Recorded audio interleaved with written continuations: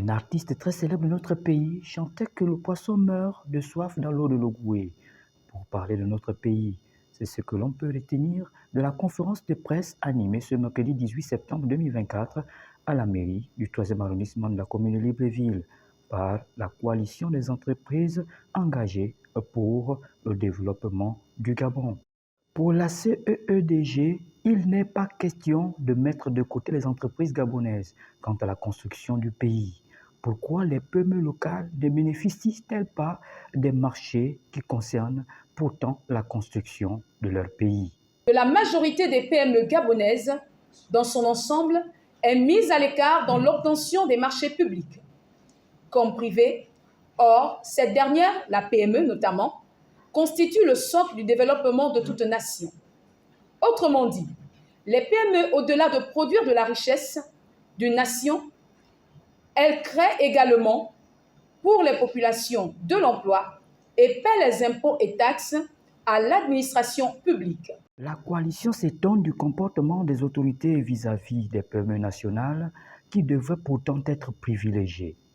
Tout en reconnaissant et en félicitant les efforts en termes de chantiers engagés dans l'ensemble du pays, nous sommes étonnés de façon gravissime de la forte volonté de nos frères, venus d'ailleurs, d'exclure les nationaux dans le cadre de la sous-traitance, ce qui constitue une honte pour la souveraineté nationale, dans le sens où ce sont plutôt nos frères étrangers qui devraient demander la sous-traitance aux entreprises autochtones. En exemple du Rwanda et de la Guinée équatoriale juste à côté. Face à cet état de fait, elle propose quelques pistes de solutions. Nous avons plusieurs axes, notamment l'axe du financement.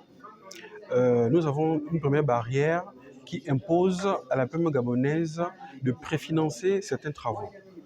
Donc la solution, c'est de proposer un échange, on va dire, avec les banques pour pouvoir faire en sorte que la barrière de préfinancement puisse sauter. Voilà, la barrière de préfinancement. Ensuite, il y a la sous-traitance. Beaucoup de marchés sont déjà donnés à nos frères expatriés. Nous n'avons pas cité les noms. Mais la sous-traitance, parfois, ils viennent vers nous pour avoir des sous-traitances, mais nous ne sommes pas payés.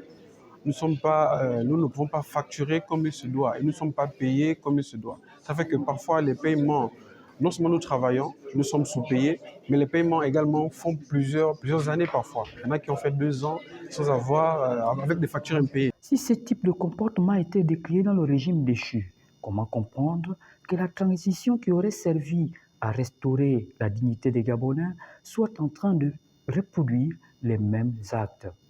En définitive, sommes-nous réellement libérés? À quand cet essor vers la félicité tant clamé?